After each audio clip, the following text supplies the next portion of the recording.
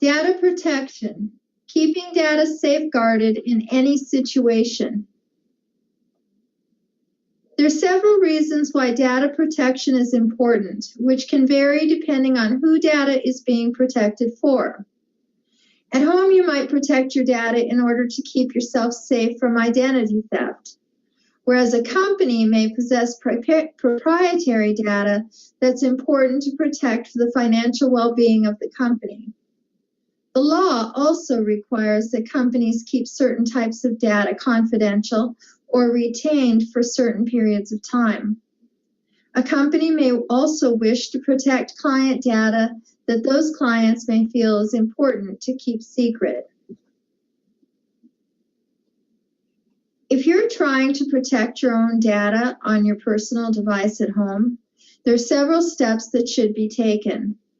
The first is to ensure that you have antivirus software and a firewall installed on the device. Second, ensure that you keep all software on the machine up to date. Third, ensure that all hardware that connects your device to the internet, such as the modem, router, and Wi-Fi card, are also kept up to date. Even with these precautions, it is possible for a hacker or a thief to steal your sensitive information. So make sure that you also password protect and use encryption on all files that contain sensitive data. Also, think about the physical device. Is it kept out of sight, or is it easily seen from the street if someone looks in the window? Do you lock your doors? Keeping your data safe is both a virtual and a physical issue. When it comes to protecting company data, many of these principles still apply. Every company should protect its sensitive data with up-to-date security software and business-grade hardware.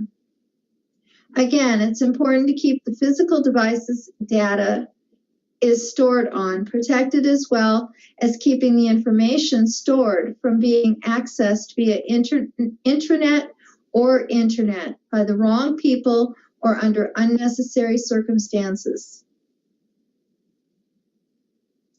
A good place to start protecting company data is to understand what the company needs to protect and why. What are the laws and regulations on what information you can store? Does your company have access to data that the government requires it to store for a certain period of time? Knowing what data the company has possession of and what of it needs to be protected versus what of it doesn't is an important first step in figuring out how best to protect what needs protecting. After you know what needs to be protected, you then need to know who it needs to be protected from. A company needs to have a detailed tier of access policy, which defines who can see which types of data and under what circumstances. When deciding the tier of access, it is important to keep in mind what access employees need in order to do their jobs effectively, and what is the most efficient way for them to access and handle that data without threatening its security. Once you know which data needs security, which employees need access, and how they should be allowed to access the data, you are ready to move on to a plan of action. Employing either a security company for the initial setup or a network technician for the long-term management of the office network is imperative.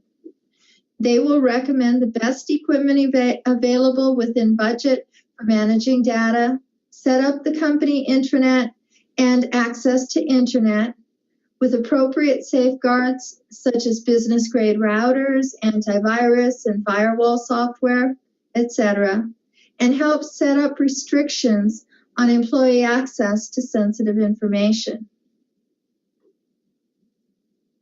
Next, it's important to educate employees as to what is expected of them.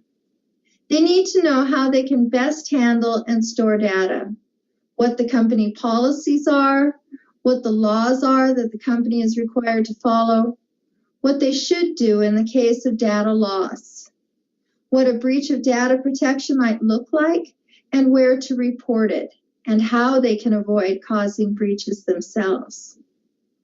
If data is transferred to an employee computer, make sure it is protected there.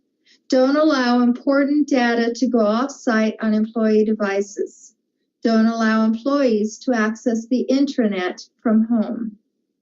Have employees sign non-compete and non-disclosure clauses.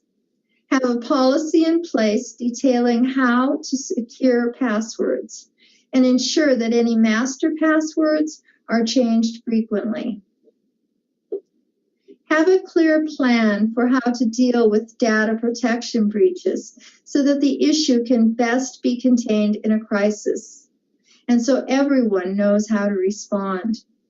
There are many types of breaches. Hackers may try to gain unauthorized access to a company's data through cracking internet safeguards.